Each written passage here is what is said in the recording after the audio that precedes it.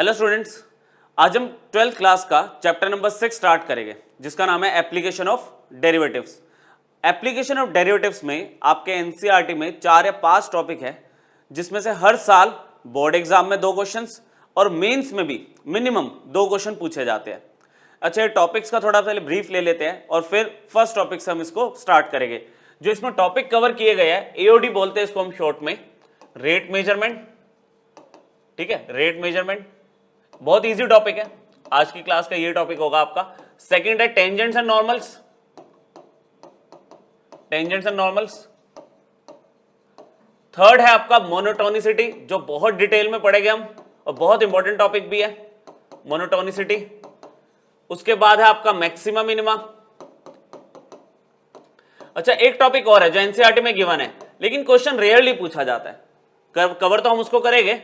उस टॉपिक का नाम है अप्रोक्सीमेशंस, अप्रोक्सीमेशंस। ठीक है, तो यहां से हम टॉपिक स्टार्ट करेंगे।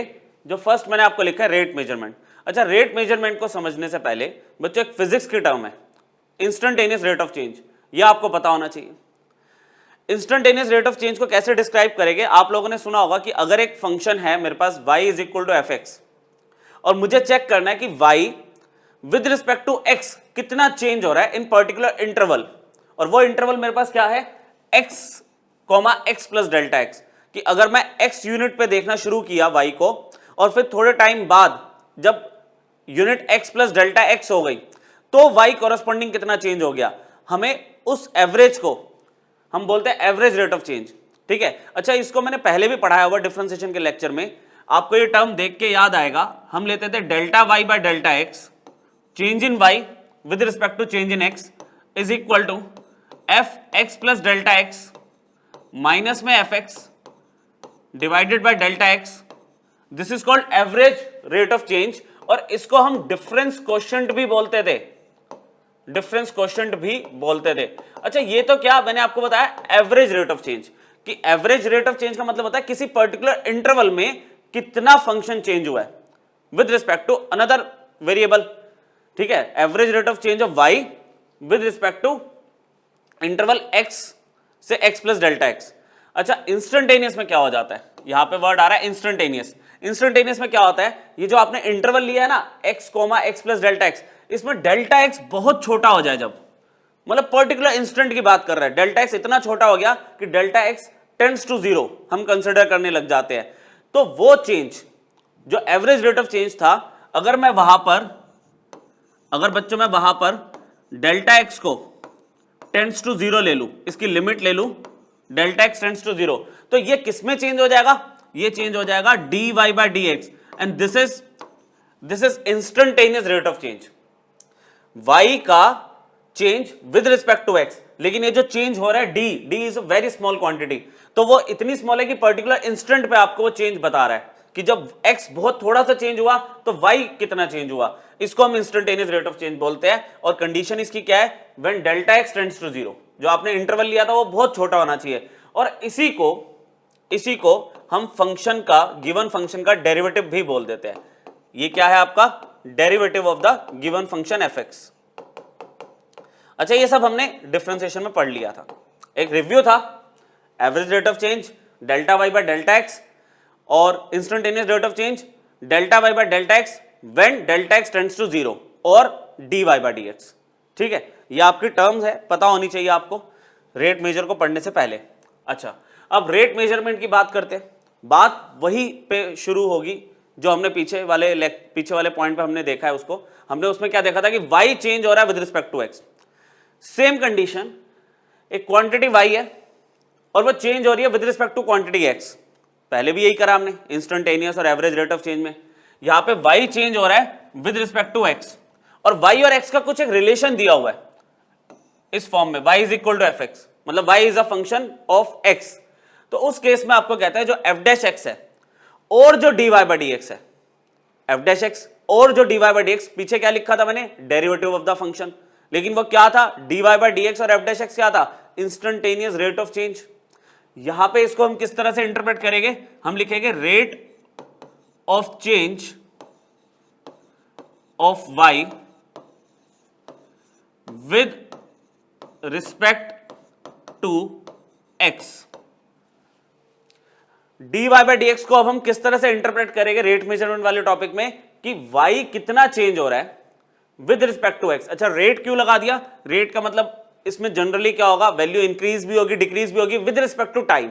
अभी जो चेंज हो रहा है वो तो y का चेंज हो रहा है with respect to x।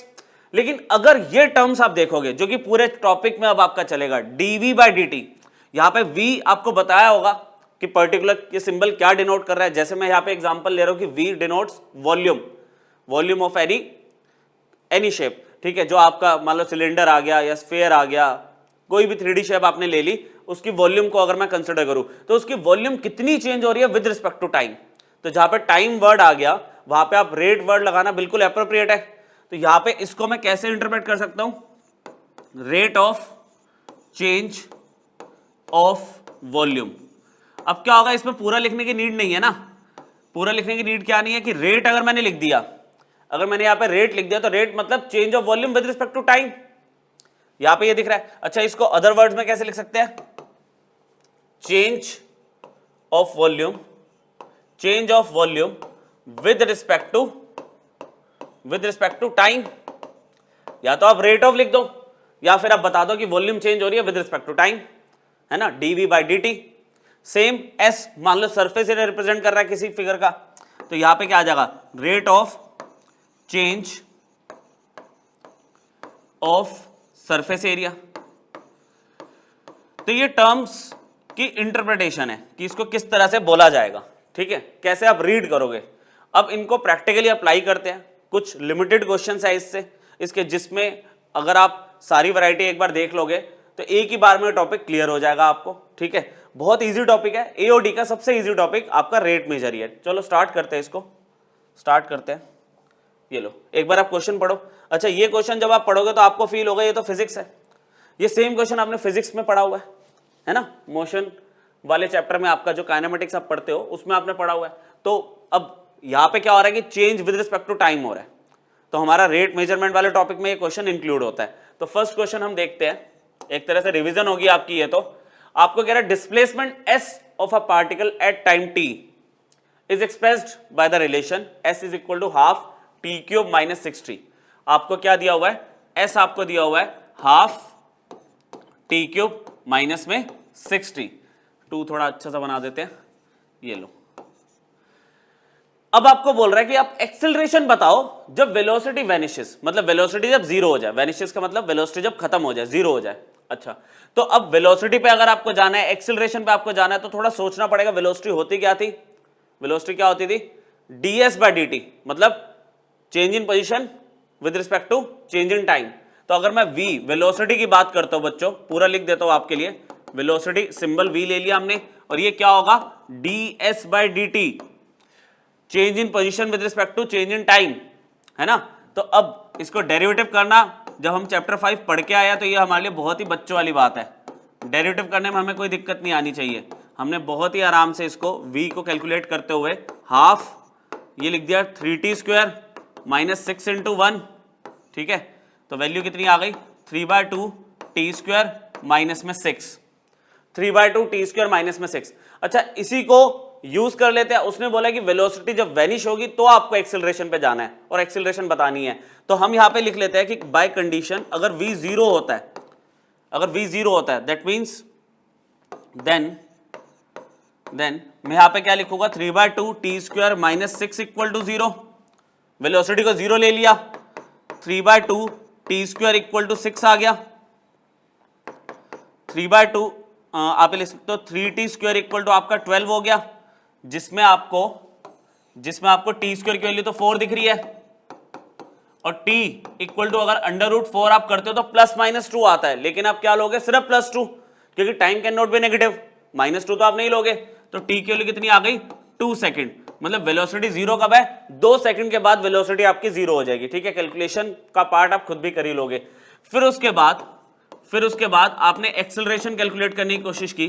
Acceleration आपके पास क्या होगा, dv by dt, change in velocity upon change in time. Calculus में पढ़ रखा है आपने, है ना, फिजिक्स में। तो एक्सेलरेशन की वैल्यू हमारे पास क्या होगी, d बाई dt, और वेलोसिटी अब आप जो निकाल चुके हो, जो एक्सप्रेशन आप अचीव कर चुके थे यहां पे, वो यूज करो, 3/2 टी स्क्वायर माइनस में 6। तो बच्चों डेरिवेटिव तो बहुत ही बेसिक है इसका, 3/2 को कांस्टेंट रखा, टी स्क्वायर का डेरिवेटिव कितना हो गया, टी स्क्वायर का डेरिवेटिव 2t हो गया और 6 का आपका 0 हो गया। तो आपकी एक्सेलरेशन की वैल्यू कितनी आ गई, 2 से 2 कैंसिल हो गया, 3t आ गई, 3t आ गई। तो यहां पर हम लिखेंगे जब वेलोसिटी 0 कब थी, वेलोसिटी 0 कब थी, जब t हमारा 2 सेकंड था। तो हम लिखेंगे at t is equal to 2 second, जब टाइम 2 सेकेंड है तो एक्सेलरेशन कितनी हो गई, 3 इंटू 2 6। यूनिट्स देख लो, यूनिट्स दी है कुछ, अगर बेसिक कोई यूनिट नहीं दी हुई तो आप जो जनरल यूनिट होती है आप वो लिख दोगे, मीटर पर सेकंड स्क्वायर, ठीक है। मीटर ऐसा यूनिट आप लिख दो, क्या कर सकते हैं इसमें, कोई यूनिट आपको पर्टिकुलरली मिनट्स में या सेकंड्स में कुछ नहीं दी हुई, मीटर सेंटीमीटर कुछ नहीं दिया हो, तो आपने जो स्टैंडर्ड यूनिट है वो यहाँ पे मेंशन कर दी। क्लियर। तो ये तो बिल्कुल एक रिव्यू था जो आपने पहले पढ़ा हुआ है। अच्छा, डेरिवेटिव यहाँ पे जो हम कर रहे हैं विद रिस्पेक्ट टू टाइम देख रहे हैं, तो हम इसको रेट मेजरमेंट के टॉपिक में इंक्लूड कर सकते हैं कि यहाँ पे क्या हुआ, rate of change of position, यहाँ पे क्या है, rate of change of velocity. ये टर्म मैं आपको बताना चाह रहा था स्टार्टिंग में। चलो आगे देखते हैं, क्वेश्चन इसमें बहुत अच्छे अच्छे भी है हमारे पास, ठीक है। अब जैसे ये जो क्वेश्चन मैंने लिया है, ये क्वेश्चन आपका एनसीईआरटी में दिया हुआ है, लेकिन इसमें हमने थोड़ा सा चेंज कर दिया। वहां पे आपको ना दिया होता है कि जो y चेंज हो रहा है वो 6 टाइम्स है as respect to x change हो रहा है। इसमें एक बार आप पढ़ो, कह रहे कर्व गिवन है x cube equal to 12y, आपसे interval of values of x पूछा है। अच्छा, एनसीईआरटी में जो हमारे पास क्वेश्चन है ना वो बहुत बेसिक है, उसमें वैल्यू ऑफ x पूछता है या पॉइंट पूछ लेता है। पॉइंट पूछने का मतलब आपको x, y पूछ रहा है। यहां पे कह रहा है इंटरवल बताओ आप वैल्यूज ऑफ x का जब एब्सिसा मतलब x coordinate changes at a faster rate than the ordinate, ठीक है। एट अ फास्टर रेट ले लो इसको, at a faster rate than the ordinate. अच्छा, यहां पे ये बताया नहीं कि एब्सिसा कितना टाइम्स फास्ट है एज कंपेयर टू ऑर्डिनेट, बस ये बोल दिया कि फास्टर रेट है। एनसीईआरटी में हमें बताया हुआ है कि जो y कोऑर्डिनेट है ना वो 6 टाइम्स है as compare to x coordinate change होने का जो रेट है, ये बताता है। अभी इसने नहीं बताया तो देखते इसको कैसे शुरू करेंगे। देखो कहानी ये है कि देखो एब्सिसा चेंज हो रहा है, एब्सिसा चेंज हो रहा है तो वो चेंज होगा with respect to time. Given पे चलते हैं, पहले गिवन पे चलते हैं। एब्सिसा जो चेंज होगा उसको चेंज होने को हम क्या बोलेंगे, dx। एब्सिसा मतलब x कोऑर्डिनेट, उसको चेंज होना मैंने बोल दिया dx। अच्छा, वो जो चेंज होगा विद रिस्पेक्ट टू टाइम होगा चेंज। कह रहा है इसका जो ये रेट है x का चेंज होने का, कह रहा है एज कंपेयर टू अगर मैं y का देखूं कि y चेंज हो रहा है with respect to time, y जो चेंज हो रहा है with respect to time, x का रेट y के रेट से ज्यादा है, यहां पे लिख दिया। अच्छा, अब ये जो रेट है ये इंक्रीज का भी हो सकता है, डिक्रीज का भी हो सकता है। आप सोचो, मैं बोल रहा हूं बात चेंज होने की, यहां पे कुछ लिखा थोड़ी है कि इंक्रीज हो रहा है या डिक्रीज हो रहा है, उसका जो चेंज होने का रेट है, अब वो जो चेंज होगी वैल्यू, वो वैल्यू इंक्रीज भी हो सकती है, वो वैल्यू डिक्रीज भी हो सकती है। तो इस कंसिडरेशन को देखते हुए मैंने इसमें क्या किया, मॉड्यूलस ले लिया। जब मुझे चेंज के बारे में नहीं मेंशन कर रहा तो हम यहां पे क्या कर सकते हैं, इस तरह से मॉड्यूलस कंसिडर कर सकते हैं कि मतलब दोनों वैल्यू पॉजिटिव भी हो सकती है, दोनों वैल्यू नेगेटिव भी हो सकती है। अच्छा, dt same interval of time ले रहा हूं मैं, तो इसको ना मैं थोड़ा सा और बेटर वे में लिख देता हूं मैं कि कह रहा है dx is greater then dy। Time तो सेम था, हटा दिया हमने। अच्छा, अब आपको कर्व दिया हुआ है x cube equal to 12y और आपसे कह रहा है कि आप एब्सिसा जो कंडीशन दी थी वो तो हमने ले ली, ठीक है। अब आप कर्व को कंसिडर करो, आपको दिया हुआ है x cube equal to 12y, x cube equal to 12y। आपने इसको क्या किया, डिफरेंशिएट करना शुरू किया, आपने इसको डिफरेंशिएट करना शुरू किया। डिफरेंशिएट विद रिस्पेक्ट टू, अब किसी पर्टिकुलर वेरिएबल में लेना है, या तो आप dt को रखते और t की रिस्पेक्ट में कर देते। यहां पे मैंने क्या किया, डेरिवेटिव करना होता है ना, किसी को किसी की रिस्पेक्ट में कर सकते हो आप, कि चेंज ही तो देखना है एक वेरिएबल का दूसरे की रिस्पेक्ट में, मैंने विद रिस्पेक्ट टू y कर दिया। अच्छा, यहां पे विद रिस्पेक्ट टू y अगर मैं डेरिवेटिव करता हूं बच्चों, तो x क्यूब का क्या हुआ डेरिवेटिव, 3x स्क्वायर हो गया, x क्यूब का डेरिवेटिव हो गया 3x स्क्वायर, x का भी तो करोगे with respect to y, dx upon में dy, ठीक है, इक्वल टू 12। y का कर रहे हो विद रिस्पेक्ट टू y, तो y का derivative with respect to y क्या होगा, 1 होगा। थोड़ा सा सिंप्लीफिकेशन देख लेते हैं, यहां पे आपका 3 से 12 कैंसिल हो गया, x स्क्वायर dx अपॉन में dy इज इक्वल टू कितना आ गया, 4 आ गया। क्लियर, यहां तक क्लियर हो गया। और अगर मैं ढंग से इसे लिखूं तो dx अपॉन dy की वैल्यू कितनी आ गई? 4 अपॉन एक्स स्क्वायर। यहां तक क्लियर हो गया? मैंने बहुत ही बेसिक तरीके से y के रिस्पेक्ट में डेरिवेटिव कर दिया और dx अपॉन dy की वैल्यू निकाल ली, dx अपॉन dy की वैल्यू निकाल ली। अब फिर मैंने इसे कंसिडर किया, जो कंडीशन गिवन है इसको उठाओ, कंसिडर कि modulus of dx is greater than modulus of dy।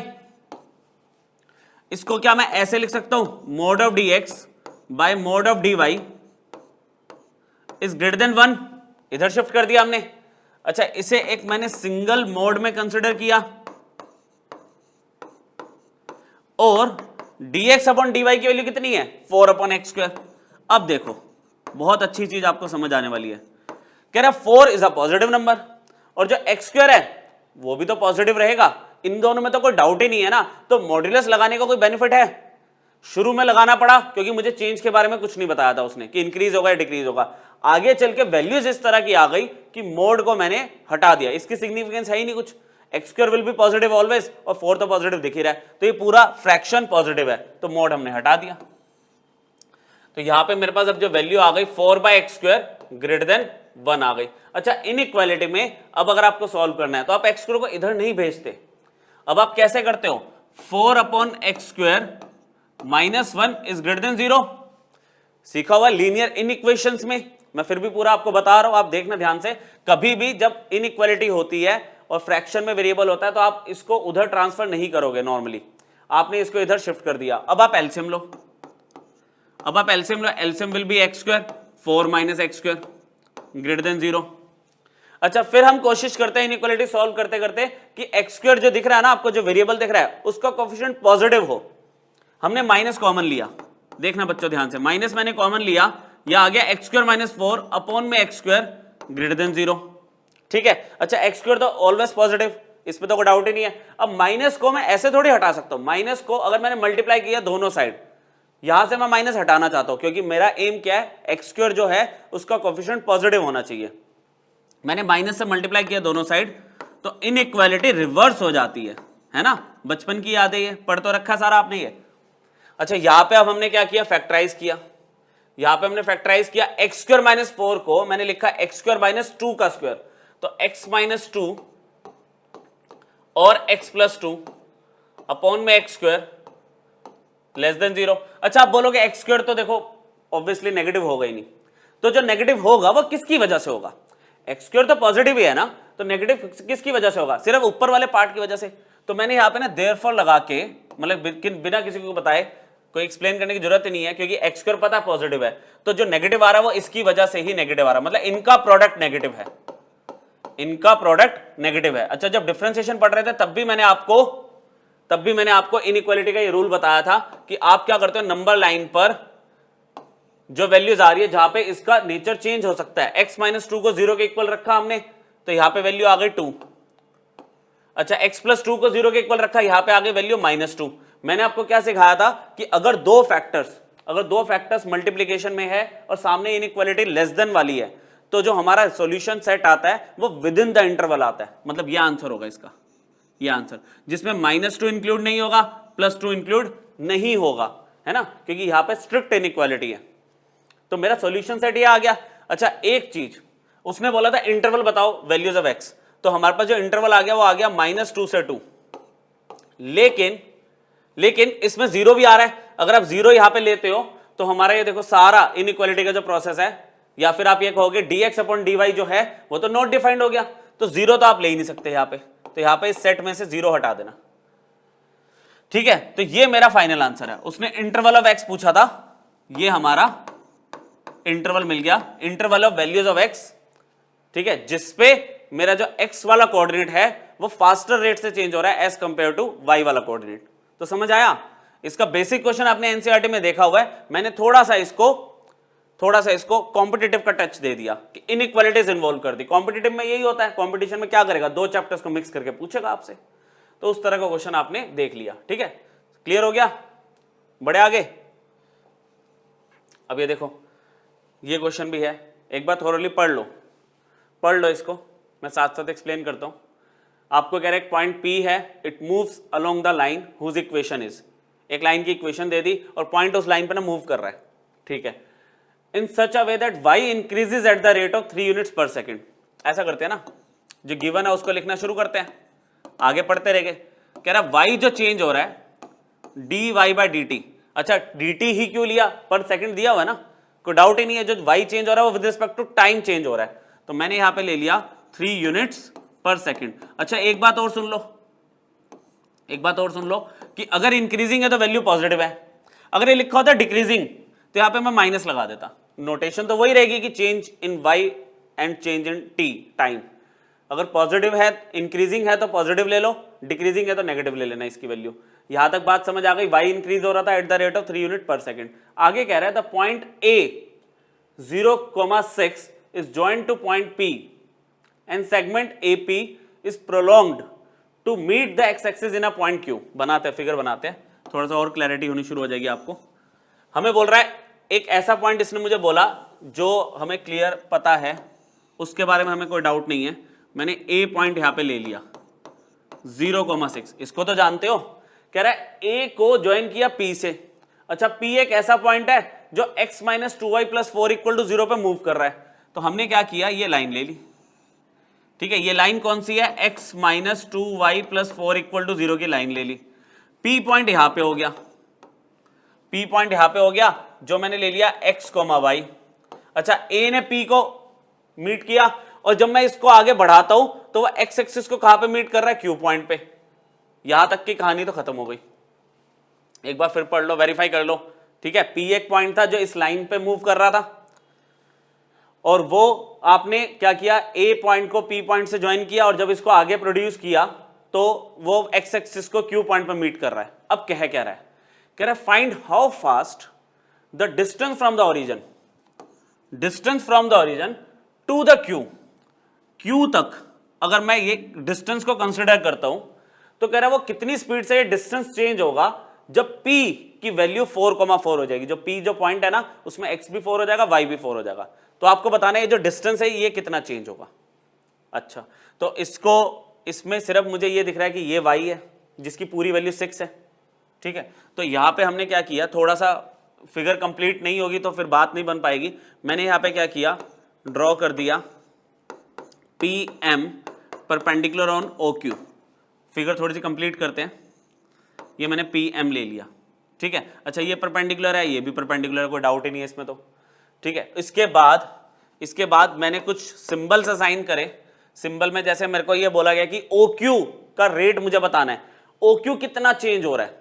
पढ़ लो, how fast the distance from origin to the point Q। तो इसका एक सिंबल होगा, सिंबल ले लिया मैंने, let OQ is equal to Z। हमने एक वेरिएबल ले लिया, और हमें अब क्या चेक करना है कि OQ कितना चेंज हो रहा है, मतलब मुझे dz बाई dt निकालना है जब मेरे P की वैल्यू 4,4 है। अच्छा इस पूरे को अगर मैं Z ले चुका हूं बच्चों, ये थोड़ा आगे चला गया। ठीक है, ये यहां तक Q तक है, और ये लाइन हमने पूरी कंप्लीट कर दी। ये Z मैंने ये ले लिया। अच्छा फिर इसके अंदर PM को एक वेरिएबल दे देते हैं, वो y के पैरेलल है तो इसको y बोल दिया, लो। अच्छा OM एक सेकंड वेरिएबल ले लो, x एक्सिस पे है तो इसे x ले लिया। ठीक है, ये x हो गया। अच्छा अगर ये x हो गया तो बच्चों ये z माइनस x हो गया, MQ। ठीक है, सच दैट जो आपका MQ है वो कितना हो गया, यहीं पे लिख दूं, MQ हो गया z माइनस x। पूरे z में से x को हटा दिया, z माइनस x आ गया। अब देखो आपने 10th क्लास में सिमिलैरिटी पढ़ी है, ट्राइंगल्स की सिमिलैरिटी। यहां पे देखो दो ट्राइंगल दिख रहे हैं सिमिलर वाले आपको, PMQ और AOQ, दो ट्राइंगल मुझे सिमिलर दिख रहे हैं। ठीक है, तो इसकी रेशो एक काम करता हूं बच्चों, यहां पे ना थोड़ा सा ले लेते तो फिगर दोबारा बनानी पड़ेगी। मैं सच दैट यहां लिख देता हूं, such that MQ is equal to Z minus x, और यहां पर ना मैं दो ट्राइंगल कंसिडर कर लेता हूं। इन ट्राइंगल मतलब आपको ये दिखाना नहीं होता, मैं बस आपको वेरीफाई करवा रहा हूं, PMQ एंड ट्राइंगल AOQ। इसमें देखो PMQ और AOQ दोनों 90 है एंगल, ये आपको दिखाने की नीड नहीं है। ठीक है, बस मैं आपकी अंडरस्टैंडिंग के लिए वेरीफाई कर रहा हूं। ये दोनों 90 है। आप एग्जाम में डायरेक्टली लिख सकते हो clearly triangle PMQ is similar to triangle AOQ, ये आप डायरेक्टली लिख सकते हो। पर मैंने यहाँ पे 90 90 दिखा दिया, ये एंगल कॉमन दिखा दिया, angle PQM is equal to angle AQO, है ना, ये कॉमन हो गया। और मैंने लिख दिया therefore triangle PMQ is similar to triangle AOQ by AA similarity. चलो ये जब हमने कर दिया तो आपको पता होना चाहिए सिमिलर ट्राइंगल जब होते हैं तो उनकी कोरस्पॉन्डिंग साइड्स प्रोपोर्शनल होती है, समझ रहे हो? कोरस्पॉन्डिंग साइड्स में मैं कौन सा ले रहा हूं बच्चों? देखो मैं ले रहा हूं MQ, मैंने क्या करा, इसका MQ वाला पार्ट ले लिया, MQ अपॉन में पूरा OQ ले लिया, MQ अपॉन में OQ लिया, तो इधर ये वाली साइड क्या होगी, PM अपॉन में OA ले लो। इसका PM वाला साइड लिया तो इसकी पूरी साइड आएगी ना। अच्छा ये पता ना आपको, y एक्सिस पे 6 दिख रहा है, तभी तो 0,6 है पॉइंट A। अच्छा MQ की वैल्यू कितनी है, z माइनस एक्स। OQ की वैल्यू कितनी है, z। PM कितना है, y, और ये कितना है, 6। अब मुझे फिगर बनाने की जरूरत नहीं है इसकी, इसको हम नेक्स्ट पेज पे लेके जाते हैं, इस रेशियो को। सिमिलर ट्राइंगल का कॉन्सेप्ट समझ आ गया। दो एंगल अगर इक्वल होते हैं कोरस्पॉन्डिंग तो ट्राइंगल सिमिलर होते हैं, करके दिखा दिया। नो नीड टू शो, आपको एग्जाम में शो करने की जरूरत नहीं है, आप सिमिलर डायरेक्टली लिख सकते हो। उसके बाद रेशियो लेके दिखा देना। रेशियो हम पता आपको कि अगर आप ये दो ट्राइंगल ले रहे हो, तो आप इसमें क्या करते हो, अगर आपने ये वाली साइड लिया तो इसके नीचे ये वाली साइड लोगे। अच्छा अगर आप ये वाली साइड ले रहे हो तो उसके नीचे ये वाली साइड लोगे, कोरस्पॉन्डिंग साइड्स हम लेते हैं, ये आपको पता होगा, है ना। चलो नेक्स्ट पेज पे जाके इसको z माइनस एक्स अपॉन में z यहां पे कंसिडर करते हैं, z माइनस एक्स अपॉन में z equal to y upon में 6। आपका काम क्या है इसमें, कि आपको पता करना है कि z कितना फास्ट चेंज हो रहा है जब p की वैल्यू 4,4 है, ये लास्ट की लाइन है। तो dz बाई dt निकालना है, तो ऑब्वियसली पहले आप z की वैल्यू तो निकालो। आपने क्या किया, यहां पे z माइनस एक्स 6 में इधर ले आया और ये हो गया yz। अच्छा 6z माइनस में 6x इक्वल टू yz, तो यहां पे हमने z वाली टर्म्स को एक साथ शिफ्ट किया और 6x को इधर भेज दिया प्लस में, यहां पे z कॉमन ले लिया, 6 minus y equal to 6x। ठीक है, z is equal to 6x upon में 6 माइनस y। अब पता है कुछ बच्चों के दिमाग में ये चल रहा है कि भाई वो जो इक्वेशन दी थी उसका तो कुछ यूज ही नहीं हुआ। अब होगा ना, अगर आप dz बाई dt निकालोगे, देखो सोचो जरा, dz बाई dt निकालोगे, इधर क्वेश्चन रूल लगेगा, तो इसमें एक जगह dy बाई dt इन्वॉल्व होगा और एक जगह dx बाई dt इन्वॉल्व होगा। मुझे क्वेश्चन में बच्चों dy बाई dt तो दिया हुआ है पर dx बाई dt नहीं दिया हुआ।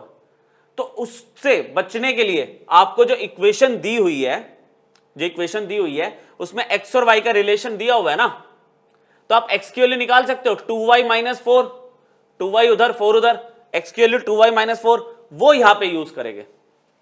ठीक है, हमें पता है वी आर गिवन कि x और y का एक रिलेशन है, x minus 2y plus 4 equal to 0 बच्चों। तो x की वैल्यू मेरे पास कितनी है, 2y माइनस 4। चलो तो उस बेसिस पे मेरे पास z की वैल्यू कितनी आ गई, 6 टाइम्स x की वैल्यू हो गई 2y माइनस 4, अच्छा डिवाइडेड बाय 6 माइनस y। इसी पे काम करना है बस। अब आपने 2 भी कॉमन ले लिया, बाहर आ गया 12, y माइनस में 2 अपॉन में 6 माइनस y। अब देखो ना एक ही वेरिएबल तो है y, जिसका मुझे derivative with respect to t दिया हुआ है। तो हमने क्या किया, आप हिम्मत करके अपना काम शुरू किया डिफरेंशिएशन का, differentiate with respect to y, है ना, y के रिस्पेक्ट में कर रहा हूं, कोई डाउट ही नहीं है, वेरिएबल एक ही दिख रहा है। Sorry, differentiate with respect to t की रिस्पेक्ट में करेंगे, dz बाई dt निकालना है, dz बाई dt निकालना है। यहां पे 12 को रखा बाहर, क्वोशिएंट रूल लगाना शुरू किया, लगा लेते क्वोशिएंट रूल में। हमें पता है कि डिनोमिनेटर ऐसे ही रहता है, न्यूमरेटर का करना शुरू किया तो y का derivative with respect to t हो जाएगा dy बाई dt और 2 का हो गया 0 माइनस y माइनस 2 को ऐसे ही रखा, इसका डेरिवेटिव करा, 6 का हो गया 0 और y का हो गया dy बाई dt माइनस में dy by dt divided by 6 minus y का होल स्क्वायर। अच्छा dz बाई dt आपने क्या किया, dy बाई dt देखो कॉमन आ रहा है बच्चों, यहाँ पे y माइनस ना 2 है बच्चों, ये z मत समझना है ना, 2 है ये। तो मैंने क्या किया, dy बाई dt 12 के पास dy बाई dt कॉमन ले लिया, ब्रैकेट में देखना अंदर क्या बचा, 6 माइनस वाई, ये माइनस माइनस प्लस हो गया और ये हो जाएगा प्लस होने के बाद प्लस y माइनस में 2 अपॉन में 6 माइनस वाई का होल स्क्वायर। बस नॉर्मल से सॉल्विंग चल रही है, y से y कैंसिल हो गया, y से y कैंसिल हो गया, तो dz बाई dt आपके पास फाइनली कितना आ गया, y से y कैंसिल हो गया, 6 माइनस 2 आपके पास आ गया 4, है ना, और 4 इंटू 12 कितना हो गया 48 अपॉन में 6 माइनस वाई का होल स्क्वायर इंटू में dy बाई dt। अगर आप पीछे भूल नहीं गए तो dy बाई dt की वैल्यू आपको क्या दी हुई है, 3 यूनिट पर सेकेंड, वो हमने आराम से यहां पे यूज कर ली। dz बाई dt मुझे दिया हुआ है 48 अपॉन में 6 माइनस वाई का होल स्क्वायर इंटू में 3 हो गया, ठीक है, ये गिवन था क्योंकि। अब आपको सिर्फ y की वैल्यू चाहिए, तो फाइनल उसने क्या बोला था कि z चेंज होगा, z चेंज होगा कब, व्हेन p की वैल्यू p x, y क्या हो जाएगा, वो हो जाएगा 4,4, तो उसमें x की वैल्यू भी 4 होगी और y की वैल्यू भी 4 होगी। अच्छा यहां पे x तो है ही नहीं सब्स्टिट्यूट करने के लिए, तो y तो 4 है ना, तो हम यहां पे लिख रहे हैं at p 4,4 dz by dt कितना होगा बच्चों फाइनली 48 अपॉन में 6 माइनस 4 का होल स्क्वायर इंटू में 3। अच्छा मैं जो यहाँ पे पूरा सॉल्व करके दिखाता हूं, आप कैलकुलेशन अपनी फास्ट भी कर सकते हो, है ना, मैं वही कि कहीं कोई एरर हो तो आप पकड़ पाओ उसको। 48 अपॉन में 6 माइनस 4 2 का स्क्वायर 4 हो गया, इंटू में 3 हो गया, यहाँ पे 12 इंटू 3 आ गया, फाइनली कितना आ गया 36 यूनिट्स पर सेकेंड। अच्छा पॉजिटिव में आ रहा है आंसर, पॉजिटिव में आ रहा है इसका आंसर, तो इसको आप इंटरप्रेट करना चाहो तो आप बोलोगे z इज इंक्रीजिंग, पॉजिटिव आ रहा तो increasing, z is increasing at the rate of 36 units per second. आया समझ, ठीक है। तो इस तरह से कई बार क्या होगा, क्वेश्चन की लैंग्वेज को पूरी तरह से पहले आप फिगर में डिस्क्राइब करोगे, ठीक है, और उसके बाद आप स्टार्ट कर पाओगे रेट मेजरमेंट का कॉन्सेप्ट। क्लियर हुआ। देखिए कुछ क्वेश्चंस और भी है हमारे पास, काफी अच्छे क्वेश्चंस है इसमें कलेक्शन, मतलब मिक्स में लेके चल रहा हूं मैं आपके लिए, कुछ एनसीईआरटी के, कुछ आपके मेंस लेवल के, ठीक है, कुछ आपके एग्जाम्पलर के हैं क्वेश्चंस। तो ये मतलब रेट मेजर यहीं पे आपका कंप्लीट हो जाएगा। ये आपका एनसीईआरटी का है, कह रहा है ladder 10 feet long rest against a vertical wall. अच्छा इसकी अगर मैं बात करूं तो सबको पता वर्टिकल वॉल ये, ग्राउंड ये है, तो जो सीढ़ी रखी जाती है वो ऐसे ही तो रखी जाती है बच्चों, इस पे तो कोई डाउट ही नहीं है ना। जो आप लेडर रखते हो वो हमेशा वॉल के ऐसे ही तो रखते हो, कभी वॉल के साथ ऐसे थोड़ी रख के आते हो लेडर। उसकी जो लेंथ है 10 फीट है, मान गए, ठीक है। अब आगे क्या कहता है, if the bottom of the ladder, ये जो बॉटम ऑफ द लेडर है ना, इसको इसने स्लाइड करना शुरू किया अवे फ्रॉम द वॉल। अब देखो लॉजिकली बात करते हैं, यहां पे अगर मैं इसके फुट को आगे की तरफ खींचूंगा तो ये टॉप को देखो, अगर मैं इसको आगे की तरफ खींचूंगा तो इसका टॉप भी तो नीचे आएगा। अगर ये आगे की तरफ स्लाइड हो रहा है इसका फुट, तो इसका जो टॉप है वो भी नीचे आएगा। बोलो समझ आई बात।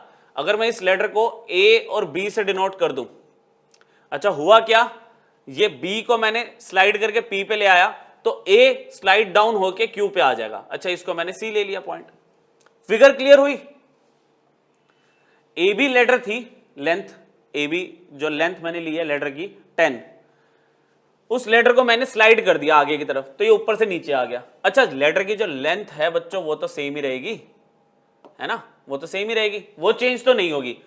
अब आगे कुछ कंडीशन दी है, कह रहा है if the bottom of ladder slides away from the wall, मतलब ये देखो ये ग्राउंड हॉरिजॉन्टल में जो मैंने स्लाइड किया है ना, मान लो डिस्टेंस x था, ये डिस्टेंस x था, तो ये जो x स्लाइड हो रहा है आगे की तरफ, उसका स्लाइड होने का रेट आपको गिवन है। चलो गिवन पे आते हैं, गिवन पे आते हैं, हमें क्या बोला है, एक AB जो लेंथ है लेटर की वो 10 फीट दे दी, और जो x था हॉरिजॉन्टल डिस्टेंस वो चेंज होने का रेट आपको दे रखा है 1 फीट पर सेकेंड। चलो ये भी ठीक है। कह रहा है अगर ये x के चेंज होने का रेट दे दिया तो कह रहा है साइड बाय साइड y भी तो नीचे आएगा। अगर ये पूरा y था इनिशियली तो y डिक्रीज होगा, x इंक्रीज हो रहा है, y डिक्रीज होगा। पहले पूरा AC था, अब क्या हो गया QC हो गया। तो कह रहा है y कितना रेट पे डिक्रीज होगा, पढ़ो एक बार। How fast is the top of the ladder sliding down the wall, कितनी स्पीड से ये टॉप इसका स्लाइड डाउन होगा जब बॉटम ऑफ द लेटर, जो बॉटम ऑफ द लेटर है वो 6 फीट है। अच्छा, तो यहां पे आपसे टू फाइंड में क्या कह रहा है, टू फाइंड में कह रहा है कि भाई कितनी स्पीड से y डिक्रीज होगा, ठीक है, when bottom of the ladder x 6 feet है। ठीक है, यहां पे जो बॉटम ऑफ द लेडर है वो फुट ऑफ द वॉल से 6 फीट के डिस्टेंस पे है, तो x की वैल्यू 6 फीट दे दी। बहुत क्लियर सी बात है। आपको अगर ये x दिख रहा है, ये y दिख रहा है और ये 10 दिया हुआ है तो कोई डाउट ही नहीं है इसमें, पाइथागोरस थ्योरम लगा दोगे आप, है ना। सॉल्यूशन अगर मैं यहां से स्टार्ट करूं, इन ट्राइंगल, ओरिजिनल ट्राइंगल ले रहा हूं मैं, इन ट्राइंगल ABC, ठीक है, इसमें मैंने क्या करा, AB का square equal to AC square plus BC square. AB मुझे दिया हुआ 10, इसको सिंबल मत देना कुछ L वगैरह, जैसे मैंने यहां पे लिखा था ना, इस L को यूज मत करना, वैल्यू तुम 10 ही यूज करना, क्योंकि तुम L को करोगे तो फिर तुम dl/dt मत लिख देना गलती से, आपको 10 लेके चलना, ठीक है। 10 का स्क्वायर AC आपके पास y है, अच्छा BC आपके पास x है। अच्छा, आप कहोगे x की वैल्यू भी दी हुई है 6, मत यूज करना, पहले आप x और y में एक इक्वेशन बना लो, क्योंकि आपको क्वेश्चन में dx/dt गिवन है और dy/dt निकालना है, तो दोनों क्वेश्चन में दिखने चाहिए ना, तभी तो वो चीजें इन्वॉल्व हो पाएगी। डेरिवेटिव करोगे, x की वैल्यू अगर तुमने रख दी 6 जो गिवन है, तो फिर वहां पर dx/dt कैसे आएगा, क्योंकि तुम डेरिवेटिव करोगे तो वो तो 0 हो जाएगा। तो ये गलती मत करना, मतलब ये सबसे कॉमन मिस्टेक होती है इस क्वेश्चन में। वैसे तो बहुत ईजी है क्वेश्चन ये। अब कहता है इसी को अगर मैं डिफरेंशिएट करता हूं विद रिस्पेक्ट टू t, क्योंकि मेरे को t की रिस्पेक्ट में डेरिवेटिव चाहिए, तो भाई 10 का स्क्वायर 100 है, वो तो हो गया 0, कोई डाउट होना नहीं चाहिए इस बात पे, 100 का डेरिवेटिव 0 हो गया।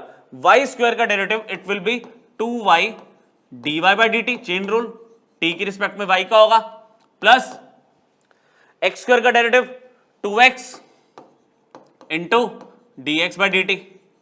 यार अब बची क्या सॉल्विंग, हमने क्या किया, बड़े प्यार से y को इधर बुला लिया, ठीक है, या फिर एक काम करते हैं ना, -2x, एक मिनट यहां पे, -2x dx/dt is equal to 2y dy/dt। मतलब इसमें अब कुछ बचा नहीं है सॉल्व करने का ज्यादा, 2 से 2 कैंसिल हो गया, आपका क्या हुआ, 2 से 2 कैंसिल हो गया, तो मेरे पास आ गया -x dx/dt will be equal to y dy/dt। अब बस जो दिक्कत आ रही है आपको किससे आ रही है, dx/dt आपके पास है, dx/dt आपके पास है, x आपके पास है, अगर y भी मिल जाए तो dy/dt आ गया।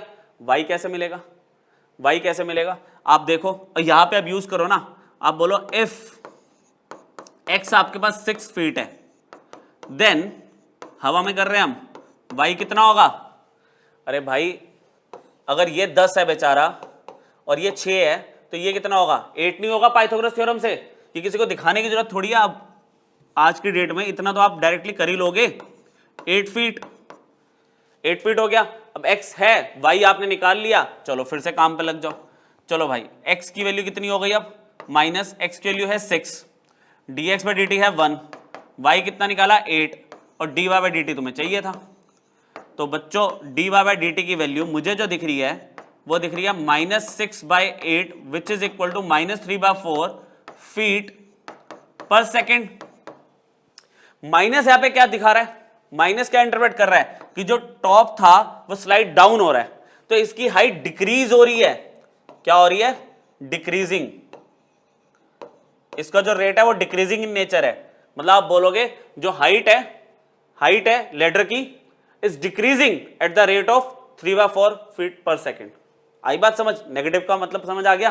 तो जब नेगेटिव आएगा तो उसे प्लीज लास्ट में लिख के भी आना, समझाना कि ये माइनस क्या रिप्रेजेंट कर रहा है, ठीक है। तो आपका एनसीईआरटी का क्वेश्चन था, सिर्फ वैल्यूज को चेंज किया था, कॉन्सेप्ट बहुत इजी है। आपको मैंने बताया कि एक तो एल सिंबल मत लेना, नहीं तो उसके डेरिवेटिव में फंसोगे, और एक्स की वैल्यू पहले मत रखना, आप dx/dt dy/dt दोनों को इन्वॉल्व कर लो, उसके बाद वैल्यू को यूज करना। क्लियर, बड़े नेक्स्ट क्वेश्चन की तरफ। देखो ये भी एक बहुत अच्छा क्वेश्चन आपका, एक एनसीईआरटी का लिया। नेक्स्ट ये वाला क्वेश्चन आपका एग्जाम्पल का है। एग्जाम्पल का इसमें थोड़ा बहुत ट्रिग्नोमेट्री भी यूज होगी आपकी, जो आपने 11th में पढ़ी है। आपको स्टार्ट करते हैं, चलो। Two man A and B start with velocities v at the same time. अच्छा, दोनों की वेलोसिटी v है और दोनों ने सेम टाइम पे स्टार्ट किया। अच्छा, from the junction of two roads inclined at 45 degree to each other. यहां पे कहानी ये कह रहा है कि मान लो ये एक जंक्शन है, ये O एक जंक्शन है, ठीक है। A ने इस सड़क पे चलना शुरू किया, B ने इस सड़क पे चलना शुरू किया, दोनों ने अलग अलग रोड पे ट्रैवल करना स्टार्ट किया। डिफरेंट रोड्स लिखा है ना, if they travel by different roads. अब दोनों की वेलोसिटी सेम है एक तो, ठीक है, और eight the same time start किया। तो हमने ना एक चीज इसमें स्टार्ट करने से पहले एज्यूम करी कि let both A and B travel for time t। मतलब दोनों ने ना एक पर्टिकुलर t टाइम तक ट्रैवल किया। मान लो ये 10 मिनट तक चला, ये 10 मिनट तक चला। अच्छा, दोनों की वेलोसिटी पहले से सेम है, अब मैंने टाइम भी सेम एज्यूम कर लिया, तो भाई डिस्टेंस ट्रैवल क्या हो गया, दोनों का सेम हो गया। और उसके बाद वो कह रहा है कि आफ्टर टाइम t आप बताओ कितने रेट से इन दोनों के बीच का डिस्टेंस बढ़ता जा रहा है। देखो मान के चलो आपने 5 मिनट बाद देखा तो इनका डिस्टेंस ये था, 6 मिनट बाद देखा डिस्टेंस और बढ़ गया। ये है ना, पहले तो दोनों साथ ही बैठे थे, अब ये जब इधर जा रहा है, ये इधर जा रहा है, तो इनके बीच का डिस्टेंस कुछ आया। जब ये और आगे बढ़ा तो डिस्टेंस और बढ़ गया। यहां पे आते आते देखो डिस्टेंस और बढ़ता जा रहा है। तो कह रहे ये जो डिस्टेंस है, ये डिस्टेंस कितनी स्पीड से बढ़ रहा है, find the rate at which they are being separated. ठीक है, तो इसकी एक फाइनल फिगर बनाते हैं हम। फाइनल फिगर बना लेते हैं। यहां पे एंगल 45 डिग्री है, यहां पे O पॉइंट ले लिया। अच्छा, इसको अगर मैं इससे कनेक्ट कर दूं, इसे मैंने A पॉइंट ले लिया, इसको B ले लिया, ठीक है। A और B, ये नहीं कि मैं A और B रिप्रेजेंट कर रहा हूं, चलो सिंबल अलग ही ले लो, फिर छोड़ो, सिंबल अलग ही ले लो। यहां पर हमने क्या किया, इसको P ले लिया, इसको Q ले लिया। अब इसमें हमें पता है कि दोनों की वेलोसिटी सेम है, ठीक है। वेलोसिटी ऑफ A v है, वेलोसिटी ऑफ B v है। तो after time t distance covered by A कितना होगा, v इंटू टी, भाई वेलोसिटी इंटू टाइम। अच्छा, डिस्टेंस कवर्ड बाय B कितना होगा, सेम v इंटू टी। तो हमने यहां पे क्या नोटिस किया कि डिस्टेंस ऑफ A और जो डिस्टेंस ऑफ B है वो दोनों सेम है। तो vt दो वेरिएबल लेने से अच्छा इसको मैं x ना ले लूं। तो t टाइम तक जो A यहां से चलना शुरू हुआ, यहां से A चलना स्टार्ट हुआ था, यहां से B चलना स्टार्ट हुआ था, ठीक है। तो यहां पे हमने क्या किया, ये डिस्टेंस आपका x हो गया। अच्छा, ये डिस्टेंस भी आपका x हो गया, दोनों ने सेम डिस्टेंस कवर किया। अच्छा, लेट कर लिया जो डिस्टेंस आपका सेपरेशन के बाद बना है वहां पे P और Q, उनके बीच में हमने उसे y ले लिया। Let PQ is equal to y। अब आप मुझे बताओ, आपने कोई कॉन्सेप्ट पढ़ा है कि जिसमें ट्राइंगल की तीनों साइड्स और कोई एक एंगल इन्वॉल्व हो जाए, ऐसा कोई कॉन्सेप्ट पढ़ा है आपने? ये देखो, ये एक ट्राइंगल है, मान लो ये A B और C है, ठीक है। याद दिलाता हूं मैं आपको, ट्रिग्नोमेट्री में सप्लीमेंट्री एक्सरसाइज होती थी आपके, एनसीईआरटी का ही पार्ट है ये। अगर आप एंगल A ले रहे हो और इसका कॉस लेते हो, कोसाइन ऑफ A, तो इसमें क्या होता था, मैं आपको याद दिलाता हूं, ये साइड A होती है, ये B होती है, C होती है। तो कोसाइन ऑफ एंगल A क्या होगा, आप लिखोगे B square plus C square और माइनस करोगे ऑपोजिट वाली साइड। जो एंगल A का ऑपोजिट साइड है वो माइनस होती है, बाकी ये दोनों साइड का स्क्वायर करके सम कर दिया और डिवाइडेड बाय ये शुरू की दो साइड्स का ट्वाइस प्रोडक्ट। ये आपका लॉ ऑफ कोसाइन होता था, लॉ ऑफ कोसाइन। इसको यूज करेंगे अब हम यहाँ पे, ठीक है। मैंने यहां पे क्या किया, लॉ ऑफ कोसाइन अप्लाई करा आपके लिए। तो वो सामने क्या आ रहा है, cos 45 डिग्री, cos 45 डिग्री। अच्छा, cos 45 डिग्री जब मैं ले रहा हूं तो सामने वाली जो साइड है वो माइनस होगी, उसका स्क्वायर माइनस होगा, बाकी दोनों साइड्स का स्क्वायर प्लस होगा। तो यहां पे मैं लिख रहा हूं x का स्क्वायर प्लस x का स्क्वायर माइनस में आ गया मेरे पास y का square divided by 2 into x, है ना। ये जो दोनों साइड्स मैंने ली थी B और C, उनका प्रोडक्ट नीचे आया था 2 के साथ, तो सेम x और x का आ गया। cos 45 विदाउट एनी डाउट 1/√2 होता है। यह आपका हो गया 2x² माइनस में y² डिवाइडेड बाय 2x²। काम करते हैं थोड़ा सा और आगे, 2x² ऊपर आ गया, 2/√2 यहां पे x² है, 2x² माइनस में y² है। क्लियर? अच्छा अब इस पे ध्यान दो, 2/√2, 2/√2 इज √2x² माइनस में 2x² इक्वल टू में 2x² माइनस में y²। यहां तक समझ आ गया? 2/√2 इज √2x², बाकी सब अपनी जगह पे। अब क्या करो, y को इधर ले आओ, y² को आप इधर ले आओ और ये हो जाएगा 2x² माइनस में √2x², √2x² उधर भेज दिया। तो फाइनली y² की वैल्यू कितनी मिल गई बच्चों? मैं 2 माइनस √2x² लिख सकता हूं। समझ आ गया यहां तक?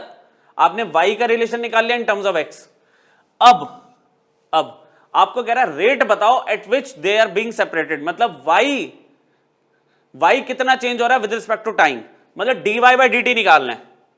तो हमने क्या किया, जो रिलेशन ऑब्टेन किया है, differentiate with respect to time, time के रिस्पेक्ट में डिफरेंशिएट कर दिया। चलो y² का डेरिवेटिव क्या होगा बच्चों? 2y dy/dt। समझ लेना थोड़ा सा, ठीक है? y² का होगा 2y इंटू dy/dt।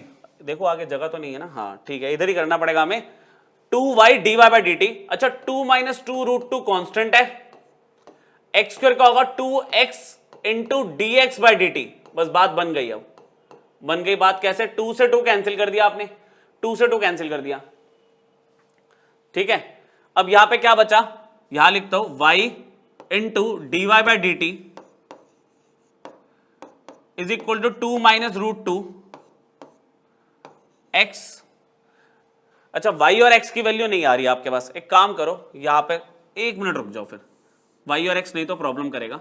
डिफरेंशिएट करने से पहले थोड़ा सा काम और कर लेते हैं इस पे, और थोड़ा सा काम इतना ही है कि आपने जो y² की वैल्यू निकाली है ना, अदरवाइज डेरिवेटिव करते टाइम देख रहे हो वहां y भी बच रहा था, x भी बच रहा था, ठीक है? मैं यहां पे क्या कर रहा हूं, y की वैल्यू उधर भेज, स्क्वायर जो है y का स्क्वायर जो है उधर भेजा, तो y की वैल्यू मेरे को जो मिल गई वो मिली है √2 माइनस में √2 और सिर्फ x। ये बेटर है।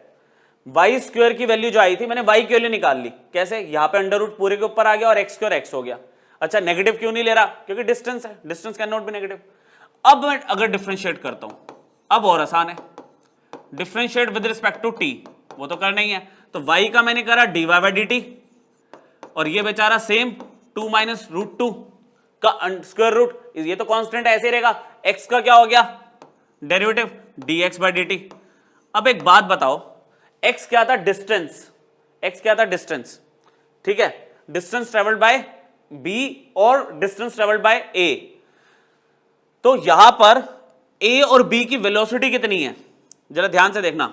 अगर मैं v की बात करूं तो उसे मैं dx/dt नहीं लिख सकता। v क्या है? Velocity of a। v क्या है? वेलोसिटी ऑफ a, है ना? और वेलोसिटी क्या होगी? dx/dt, कि a कितना डिस्टेंस ट्रेवल कर रहा है x, तो उसका dx/dt क्या होगा? उसकी वेलोसिटी। तो इस dx/dt को मैं v लिख दूं। अच्छा v यहां पे a की भी वेलोसिटी है, b की वेलोसिटी है, तो a की सिंबल काम आ जाएगा। dy/dt is equal to √2 minus में √2 इंटू में v, इंटू में v। और कोई यूनिट दी है? कोई यूनिट नहीं दी हुई, तो आप ठीक है इसको मीटर पर सेकंड लिख दो, आप इसको मीटर पर सेकंड लिख दो, ठीक है? तो यहां पे क्या कहानी हुई कि ये कह रहा है y टाइम के साथ कितना चेंज हो रहा है? y इस रेट पे चेंज हो रहा है, इस रेट पे, ठीक है? मतलब अच्छा ये वैल्यू पॉजिटिव आ रही है, वैल्यू पॉजिटिव आ रही है, तो मतलब y इंक्रीज होता जा रहा है, टाइम के साथ ये वैल्यू बढ़ती जाएगी, इस रेट पे बढ़ेगी। एक सेकंड में इतनी वैल्यू y की चेंज हो जाएगी। √2 माइनस √2 इंटू v, ये v रूट से बाहर है, ठीक है?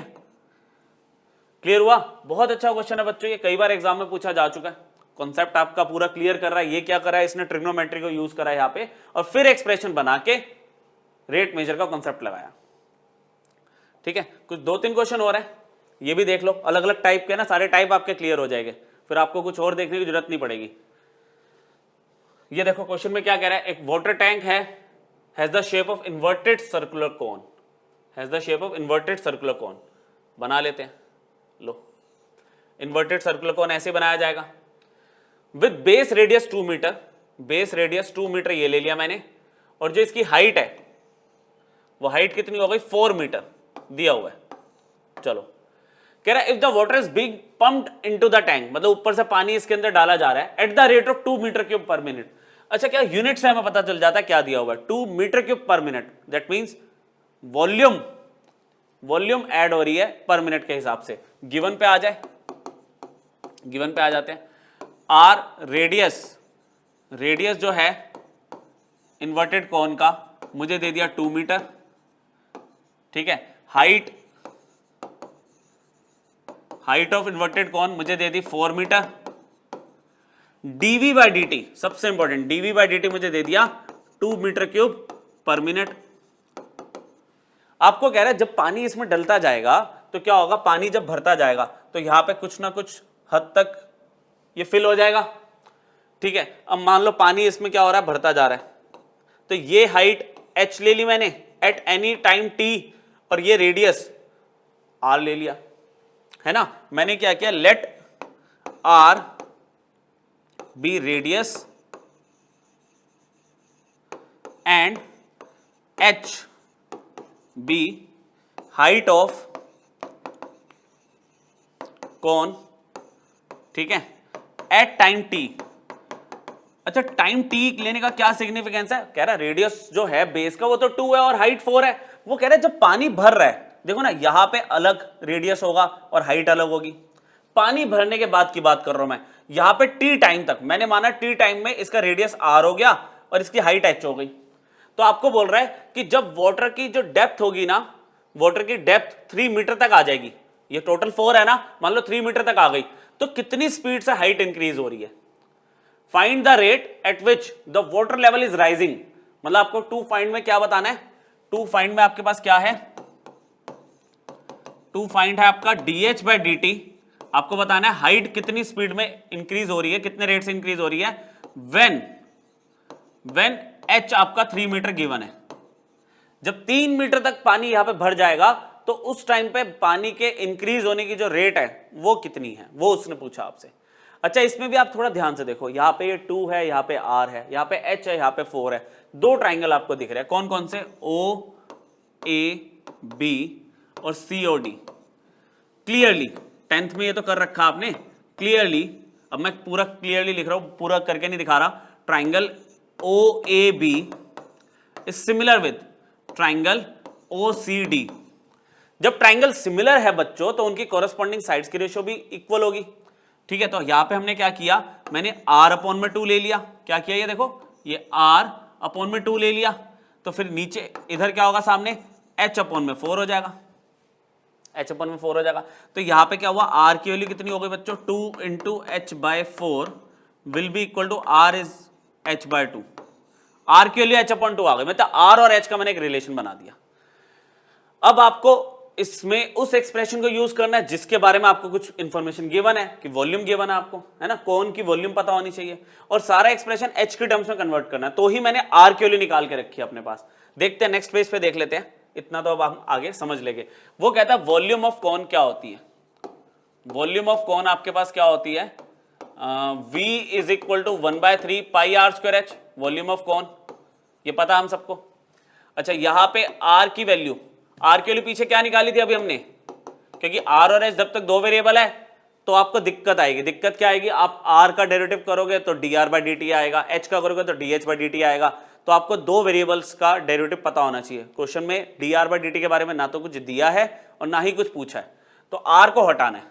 r को हटाने के लिए मुझे क्या बोला है, r पीछे h/2 निकाल लिया था ना ऐसे, तो वैल्यू रख दी यहां पे बता दिया, बिकॉज यहां पे r की वैल्यू कितनी हो गई, h/2, पीछे अभी निकाली थी। अब यहां पे v इज इक्वल टू 1/3 पाई, ये हो गया h स्क्वायर बाय 4 इंटू में h, तो v कितना हो गया, पाई बाय 12 h क्यूब हो गया। अब बहुत ही एक अच्छा सा एक्सप्रेशन आपको दिख रहा है जिसको आप डिफरेंशिएट कर सकते हो with respect to t। v का डेरिवेटिव किया विद रिस्पेक्ट टू t तो dv बाई dt आ गया, पाई बाय 12 तो कांस्टेंट है, h क्यूब का डेरिवेटिव किया तो 3h स्क्वायर, और फिर h का करा तो dh by dt chain rule से। एच क्यूब का 3h² और h का dh/dt। अब देखते हैं वैल्यूज। dv/dt की वैल्यू क्या दी थी, वेरीफाई कर लो, 2 मीटर क्यूब पर मिनट, ठीक है। dv/dt की वैल्यू मैं 2 रख रहा हूं यहां पे, इक्वल टू, अच्छा 3 से 12 कैंसिल हो गया तो π/4 बचा, h का स्क्वायर और dh/dt। क्लियर, यहां तक क्लियर हो गया। अब इसमें क्या किया हमने, थोड़ी सी वैल्यूज को शिफ्ट किया तो क्या हुआ, 4 ऊपर चला गया, 8/π h का स्क्वायर इक्वल टू dh/dt। आपसे dh/dt कब पूछा था, जब उसकी डेप्थ या जो उसकी हाइट है वो 3 मीटर थी। करे वेरीफाई, ये देखो dh/dt जब हाइट हमारी 3 मीटर हो गई थी तो आपको h 3 मीटर दे दिया, आप लिखोगे यहां पे at h equal to 3 metre है ये, ठीक है। तो dh/dt कितना होगा, लेफ्ट में लिख लेते हैं dh/dt को, 8π3 का स्क्वायर, तो dh/dt कितना हो गया, 8/9π मीटर पर मिनट। यूनिट्स वही यूज करना जो दी हुई है, नहीं दी तो आप स्टैंडर्ड यूनिट लोगे। ये देखो ना, रेट क्या था, मीटर था, मतलब कोई जो अगर डायमेंशन है वो मीटर में है और वो पर मिनट के हिसाब से देख रहे थे हम। तो यहां पे क्या बोल रहे हैं, जो हाइट है वो इंक्रीज हो रही है एट दिस रेट, पॉजिटिव आ रहा है ना, तो ये भी इंक्रीजिंग इन नेचर है। हाइट आपकी इंक्रीज हो, क्योंकि पानी भरता जा रहा है, हाइट इंक्रीज होती जा रही है, इस रेट पे इंक्रीज हो रही है, ठीक है। एक बिल्कुल सिमिलर क्वेश्चन आपका एनसीईआरटी में दिया हुआ है 6.1 में, 12th क्वेश्चन है, वो मैं आपको फटाफट करवा देता हूं, ठीक है, वो फटाफट करवाता हूं। बिल्कुल सिमिलर क्वेश्चन है, वहां पे पानी डाल रहा था, यहां पे मिट्टी बाहर निकल रही है एक पाइप से। पढ़ते जरा question. Sand is pouring from the pipe at the rate of 12 centimetre cube per second, the falling sand forms a cone on the ground. अच्छा, ये जो ग्राउंड, अब देखो ना, अगर मान लो एक पाइप है, पाइप से मिट्टी गिर रही है नीचे, तो कह रहा है कि भाई नीचे ना एक कोन बना रही है, ये एक कोन बना रही है यहाँ पे, ठीक है। मिट्टी जब गिरी, यहां से गिरी मान लो, एक कोन बना, उसमें कह रहा है जो हाइट ऑफ द कोन है वो 1/6 है रेडियस ऑफ द बेस के। तो कितना फास्ट इसकी हाइट इंक्रीज हो रही है, ऐसे बढ़ता जा रहा है ना, पहले छोटा कोन फिर बड़ा कोन है, बढ़ता जा रहा है। तो कह रहा है इस कोन की हाइट कितनी इंक्रीज होगी, किस रेट से इंक्रीज होगी जब हाइट 4 सेंटीमीटर गिवन है। क्या करते हैं बच्चों, वो क्वेश्चन हम कर चुके हैं, तो इसको फटाफट देखें। मुझे इसमें dv/dt दिया हुआ है 12 सेंटीमीटर क्यूब पर सेकेंड, मुझे बोला गया है जो हाइट है वो 1/6 है रेडियस के, मतलब जो मैंने सिमिलर ट्रायंगल कॉन्सेप्ट लगाया था वो हमारा स्किप हो गया, ये मुझे गिवन थी, ये वैल्यू मेरे पास गिवन है, ठीक है। h की वैल्यू मुझे 1/6 ऑफ रेडियस दी हुई है, पढ़ लूं, हाँ बिल्कुल ठीक है। कह रहा है आप टू फाइंड में अगर जाते हो, टू फाइंड, तो भाई dh/dt मुझे निकालना है कब, जब हाइट कितनी है 4 सेंटीमीटर। बच्चों इसमें कोई डाउट ही नहीं है, इसमें कोई डाउट ही नहीं है, इसमें कोई ट्राइंगल वाला पार्ट तो लेना नहीं है, ये r है ये h है ना। मैंने क्या किया, इसमें r और h वेरिएबल पहले से ही क्वेश्चन में इन्वॉल्व कर लिया मैंने, मैं सीधा चला गया, ठीक है। ये तो गिवन था आपका, ये गिवन था, सीधा चला गया भाई कि जो एक्सप्रेशन मुझे गिवन है, वॉल्यूम ऑफ कोन कितना है, v is equal to 1/3 pi r square h। अच्छा, क्वेश्चन में मुझे h चाहिए, तो मैं वैल्यू किसकी सब्स्टिट्यूट करूंगा, r की। यहां पे r की वैल्यू क्या बन रही है 6h, तो r की वैल्यू मैंने यहां पे क्या रख दी 6h का होल स्क्वायर, तो v मुझे क्या मिल गया 1/3 पाई, यहां पे आ गया 36 h का स्क्वायर इंटू में h, 3 से 36 कैंसिल हो गया, तो v कितना मिल गया, 3 से 36 कैंसिल हुआ तो v कितना मिला 12 पाई h क्यूब, h स्क्वायर और h क्यूब बन गया। मैंने डिफरेंशिएट कर भी दिया, अब इसमें ज्यादा वेट करने की जरूरत नहीं है, डिफरेंशिएट t की रिस्पेक्ट में ही करोगे क्योंकि dv/dt दिया हुआ है, तो यहां पे dv/dt लिया, 12 पाई कांस्टेंट है, h क्यूब का क्या होगा 3h स्क्वायर dh/dt। क्लियर। अब dv/dt की वैल्यू आपको गिवन है 12, dv/dt की वैल्यू 12 गिवन है, यहां पे है 12 पाई, मल्टीप्लाई नहीं कर रहा मैं अभी, 3h स्क्वायर और dh/dt। मुझे dh/dt निकालना है, तो जो सारी वैल्यूज है उसको मैं नीचे भेज दिया यहां पे 12 के पास, 12 पाई 3h का स्क्वायर dh/dt। तो फाइनली मुझे dh/dt क्या दिख रहा है बच्चों, 12 से 12 कैंसिल हो गया, 12 से 12 कैंसिल हो गया, ये आ गया 3 पाई h का स्क्वायर, और फाइनल मुझे बोला गया था dh/dt कब निकालना है, जब h 4 है, व्हेन h की वैल्यू 4 सेंटीमीटर है बच्चों, व्हेन h की वैल्यू 4 सेंटीमीटर, तो dh बाई dt कितना होगा 1/3 पाई 4 का स्क्वायर, तो dh बाई dt कितना हो गया 4 का स्क्वायर आपको हो गया 16, 16 इंटू 3 48 पाई, यूनिट क्या लगाओगे सेंटीमीटर क्यूब था ना, तो यूनिट सेंटीमीटर में होगी क्योंकि हाइट है तो एक ही होगा सेंटीमीटर पर second. Height is increasing at the rate of 1/48 pi centimetre पर सेकंड। तो सिमिलर क्वेश्चन था, स्पीड में खत्म कर दिया हमने, ठीक है, यहां पे बल्कि हमारा टाइम कम लगा। तो अगर क्वेश्चन वैसे आता है जिसमें रिलेशन नहीं दिया आर और एच का, उसमें सिमिलर ट्रायंगल लगा के हमने निकाल लिया। इसमें रिलेशन दिया था तो डायरेक्टली सब्स्टिट्यूट कर दिया, यूज हो गया वो डायरेक्टली, ठीक है। चलो एक आध क्वेश्चन और रह गया बच्चों, एक आध क्वेश्चन है बस, करके खत्म करते हैं इसको। इसके बाद हाँ वो सर्च लाइट वाला भी है हमारे पास। यहाँ पे इस क्वेश्चन में देखते हैं, आपको इसमें बोल रहा है कि भाई दो एंड है ए और बी एक रोड के of length √5, a sliding along the curve y is equal to 2x square. अच्छा y equal to 2x square का कर्व आई थिंक आपको पता होगा, पैराबोला है ना, ऐसे y is equal to 2x square. कह रहा है एक्स ए और x b b the coordinate of the ends, a और बी दो एंड है ना, मान लो एक एंड आपके पास ए है, दूसरा एंड आपके पास बी है, ऐसे। तो उसमें कह रहा है जो एक्स कोऑर्डिनेट है ना इस ए एंड का, वो तो हो गया एक्स ए, और अगर मैं बात करूं तो y क्या होगा, y ऑफ ए होगा, ऐसे ले लो। b का क्या होगा, x ऑफ b, और y का क्या होगा, y ऑफ b। कह रहा है इन दो एंड्स को अगर मैं ज्वाइन करता हूं ना, देखो a और b के जो दो एंड है इनको अगर मैं ज्वाइन करूं तो इनकी जो लेंथ है रोड की वो तो √5 है, और ये ना ऐसे जैसे ए और बी ऐसे, ये ऐसे इस पे स्लाइड हो रहा है, मतलब ए नीचे आ रहा है तो बी ऊपर जा रहा है, ये इस पे ऐसे रोड स्लाइड हो रही है।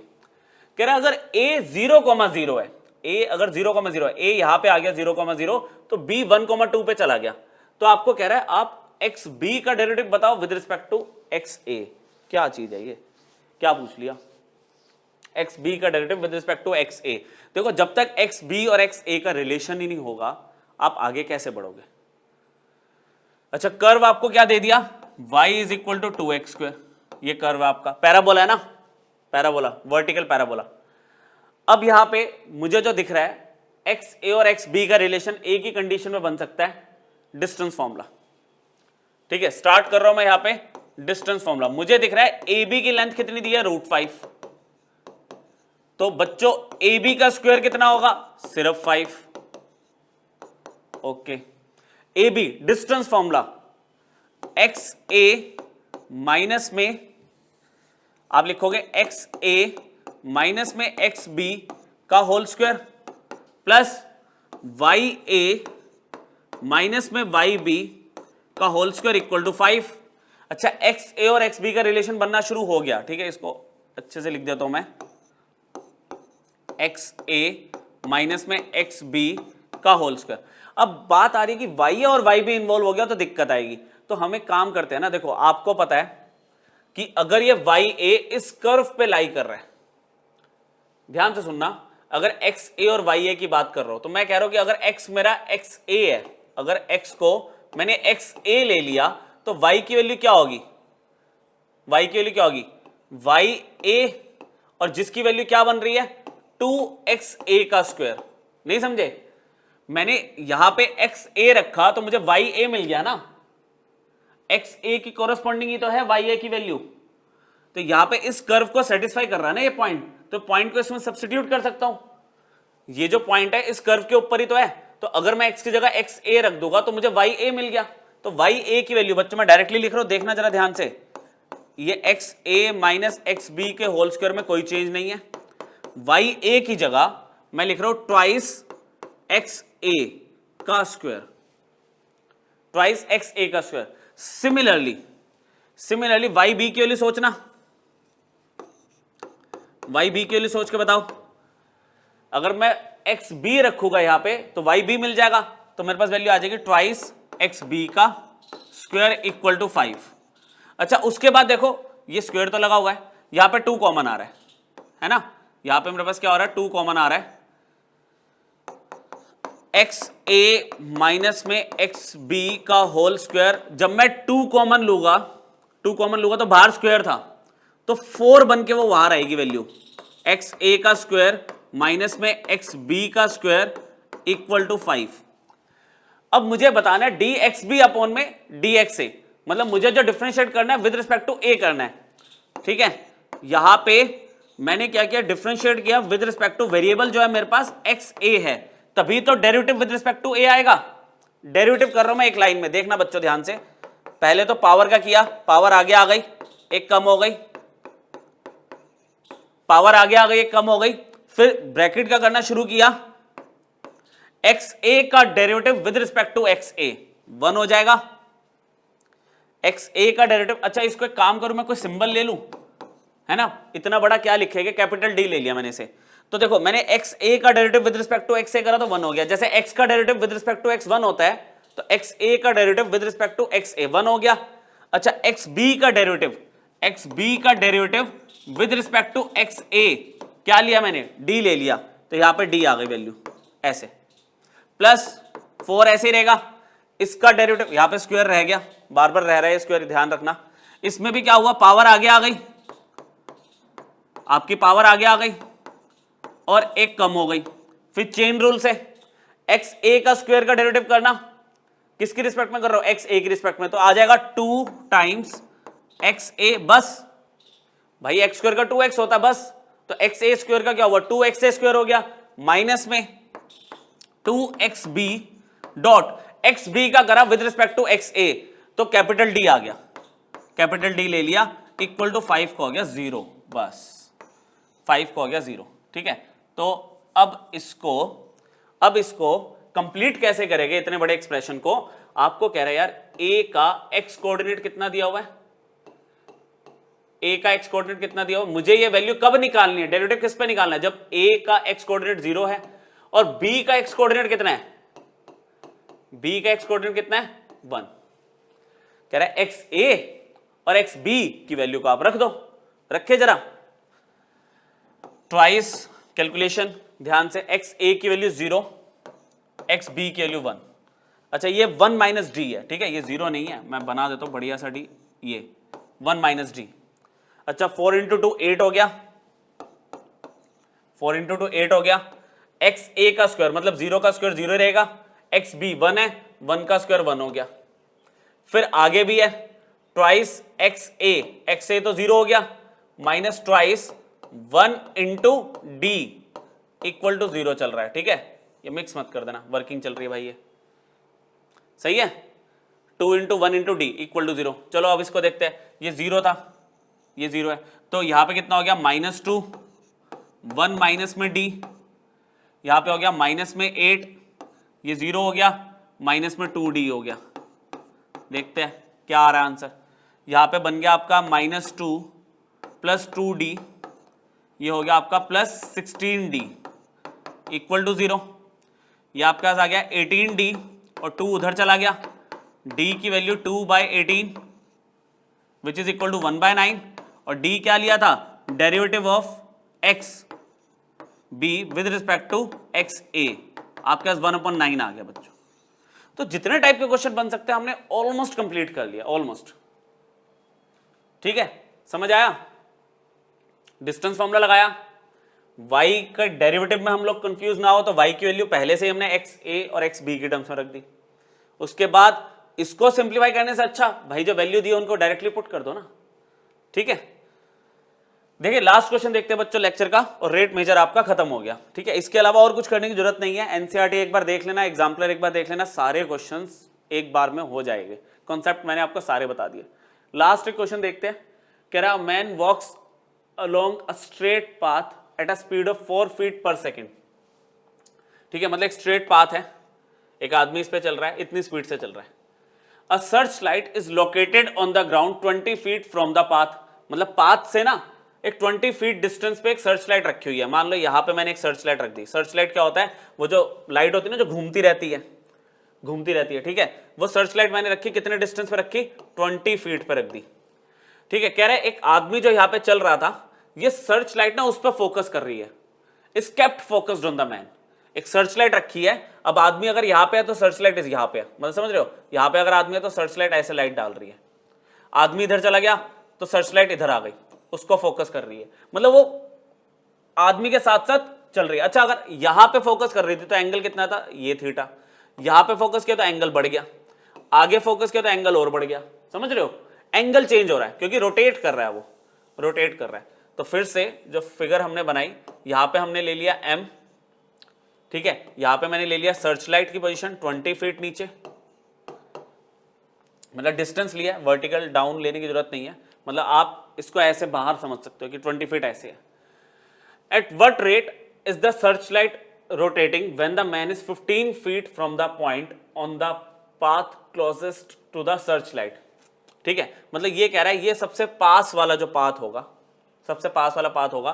तो यहां पे ना जो इस पॉइंट से इस पी पॉइंट को मैंने क्या किया, अगर ये 15 फीट है, कह रहा है अगर ये 15 फीट है तो ये किस रेट पे ये सर्चलाइट चेंज हो रही है, मतलब थीटा चेंज हो रहा है। देखो सर्चलाइट रोटेटिंग, क्या लिखा है, सर्चलाइट रोटेटिंग, तो रोटेट हो रहा है थीटा एंगल से। तो इसमें पूछा क्या आपसे, ultimately d theta by d t पूछा, d theta by d t पूछा है जब मेरे पास x 15 फीट है,